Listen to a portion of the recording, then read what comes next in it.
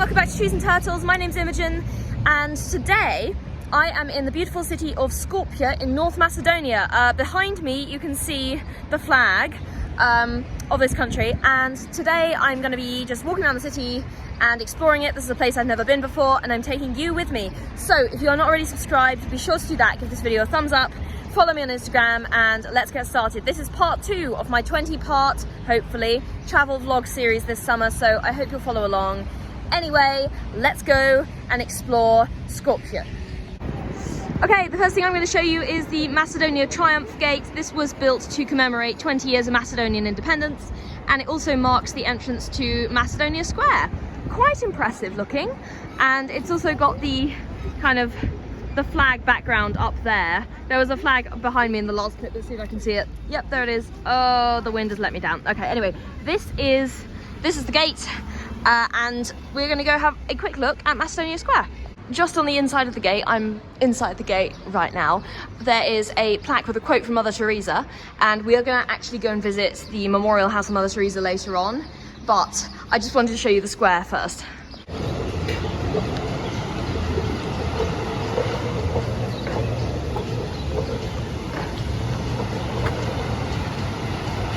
So Macedonia Square is full of kind of historical architecture, and oh my god guys, there's a dog, there's a dog.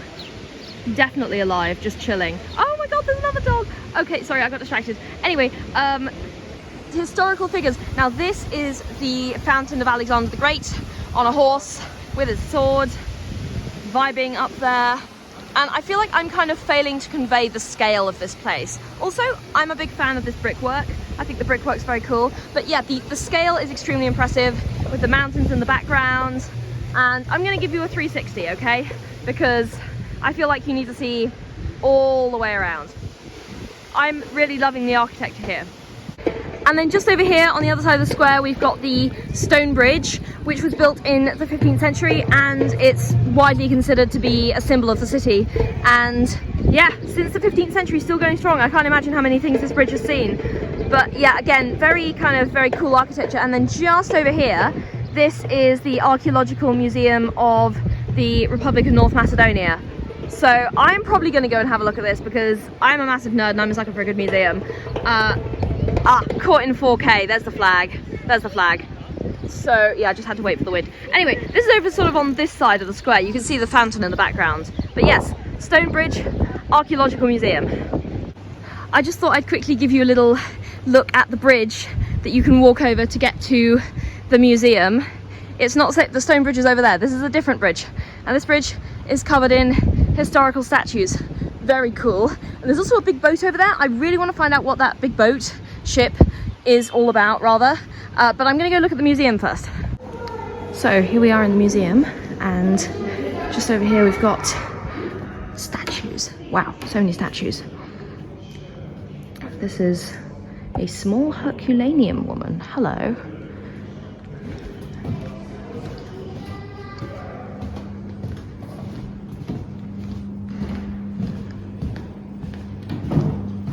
This one's a statue of Venus. I like her hairdo. Oh, that one's a gravestone of a family, slightly less wholesome. And up here it looks like we've got some kind of a tomb.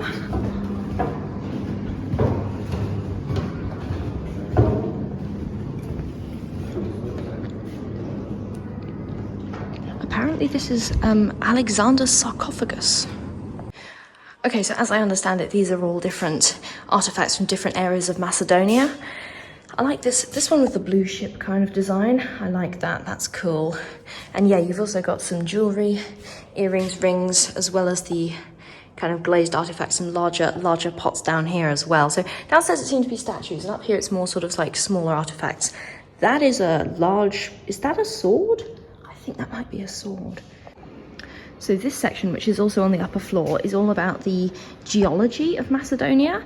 And, you know, if any of you have been on my channel for a while, you'll know that I studied geography at university, including geology. So I love rocks, and I love looking at rocks, and rocks fascinate me. So this section is really cool to me. Side note also, there are bathrooms on the first floor if you want bathrooms. Apparently there is virtually no bathrooms in Skopje. which is really strange. Anyway, yes, pro tip. But yes, it looks like they've got a series of kind of artifacts that have been fashioned from rocks as well as rocks themselves. So this kind of little insight into the geology of Macedonia is really cool. And then over here we have got more artifacts, more pots. More pots. Look at the pottery, guys. I like this one. This is cute. It looks like it has ears. This exhibition is all about salt production in the region and kind of the process of how salt was manufactured and produced. So, and apparently, according to this, they are going to have a museum of salt at some point. So, yeah, pro tip, I guess, if you come back in the future, check out the Museum of Salt. So I love that museum. That was really cool. It's also open on a Sunday, which a lot of things in Skopje apparently aren't. So yeah, highly recommend that. Did you realise that one of the salt production areas produced the oldest known stone building in Europe? Like that's insane to me. Like that is so cool. And yeah, I didn't know that. So museum, if you get a chance, go and check out the archaeological museum. So apparently the ship is a hotel and a restaurant and a bar, and there's also another ship down here. Cool. So this is the Mother Teresa Memorial House. Mother Teresa is maybe one of, certainly probably the most famous figure from Skopje. And yeah, there is a statue of her outside, a banner with a quote, and yeah, this was her hometown. So obviously they've dedicated a monument to her. I'm gonna see if I can go inside. I don't know if I can. I think there is. I'm gonna see. Let's see if there's a way in through the downstairs part, because there's another statue of her here. Let's have a look. Oh, look, a little memorial garden. This is cute. Let's see. So yes, there's the statue, and there's some stairs. I am just guessing at this point. I don't know if you can go up. Yeah, it looks like you can. So yeah, here I am at the top of the stairs. It looks like we can go in. Let's have a look. So this is what the inside looks like. And I believe she did essentially live here from 1910 until 1928. So there's a lot of photos of her meeting various people, or maybe various people meeting her. And it looks like there's an upstairs bit as well. I'll check it out in a minute.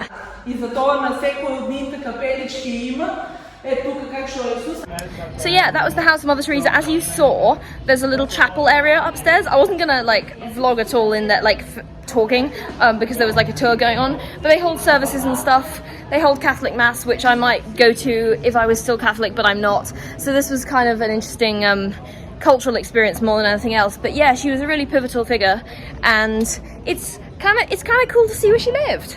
I guess the house wasn't quite what I was expecting it to be. For some reason I was expecting the whole thing to be a chapel. I don't know why. Maybe growing up in religion you expect everything to be a chapel. But yeah, the first bit was a house, and then there was a little bit of chapel bit upstairs. So yeah, really cool little monument. And where are we going next? Okay, next we are going to the old town. So we are going to walk back across the stone bridge, and I'll show you the old town. So here we are in the kind of old town. This is the Fountain Olympia, which is dedicated to the mother of Alexander the Great and kind of depicts her at various stages of kind of mothering, I guess. I don't know, I don't have children.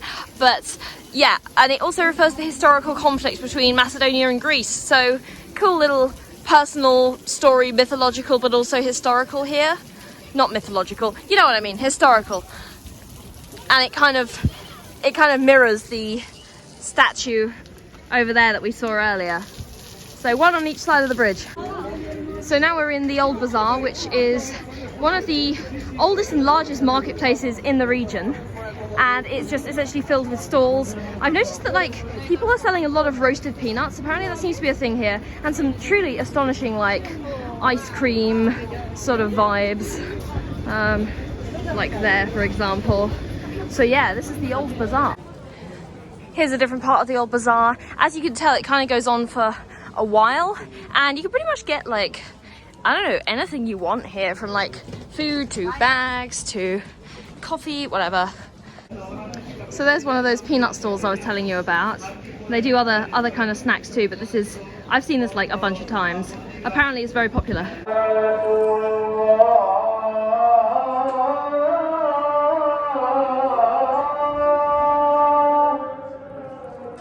This is the Mustafa Pasha Mosque, and that is one of their calls to prayer.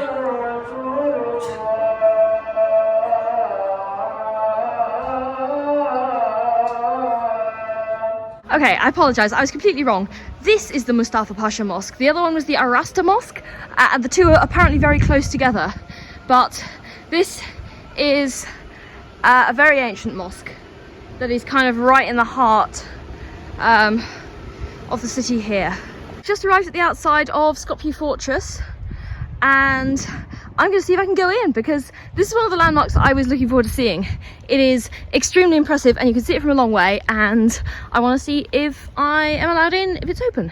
Okay, the short answer, yes it is open. And secondly, this is the view. From up here you can see pretty much all of Skopje, and let's give you a 360, and the mountains over here. Look at that! So here we are on the actual walls of the fortress, and if you go along, they've got little windows, and I'm not tall enough for this. If you look up here on the hilltop, you can see the Millennium Cross. Now, there is a cable car up there, or you can hike. I don't have the time or the patience today to do either, but in case any of you do, yeah, it is up there, and probably has even better views than we have from here, although to be fair, that's a pretty cool view. And there's the flag at the top, there's a flag. So yes, I'm at Skopje Fortress and the views are excellent. I feel like I've just been showing you the sights and not actually talking to you, so I'm just going to walk along the sort of battlements for a little while and talk about my impressions of Skopje, because I really like it here. I wasn't entirely sure what to expect, because I'd heard a lot. Obviously I like to read online about places before I go, and a lot of people were like warning me, oh, the border control's really strict and you won't be able to bring in X, Y and Z. And to be fair, the border control process was, yeah, to be fair, the border control process does not fuck around. And it did take longer than most other ones that I've done, but it does feel incredibly like safe here. So, you know, swings and roundabouts, right? And it's also really sort of, I say this about every place, but like you can really feel the history here. I really like the sort of accessibility of everything. Like I haven't had to pay for anything so far. I haven't been asked to pay for anything so far, except some of the vendors in the bazaar were like, buy my thing, but that's just a bizarre thing, right? That happens to everyone.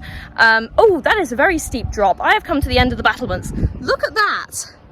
Yes, you could fall off there. I'm going to walk the other direction.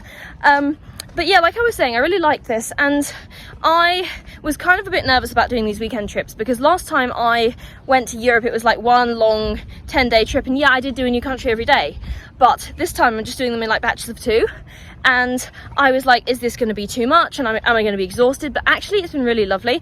And like I mentioned in my last travel vlog, I've been trying to like go quality over quantity in terms of attractions this time, not try and cram everything in, but just see the things that I really want to see, so I get some kind of relaxation out of it as well. And now I only have like a few more things to see, and I've got like plenty of time to do it, so I don't feel too rushed or stressed, which I think is definitely something that I've learned, and not something necessarily about this place in particular, but these vlogs are for my reflections as well as the actual places themselves. So yeah, I really like this fortress. I think it's a great mix between, there's lots of nature up here, I like it, it's given me a little break from the city, although I love the city too. I like the balance here is really, really good. So I'm gonna find somewhere to just chill for a minute.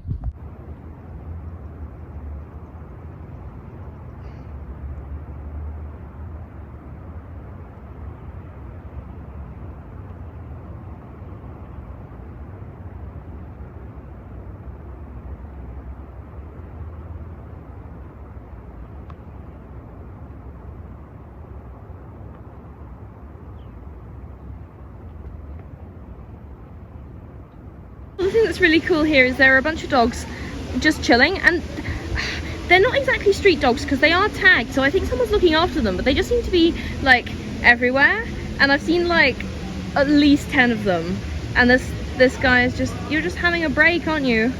You're just having a break. Alright, so I'm just on my way to the bus station to get the bus to the airport.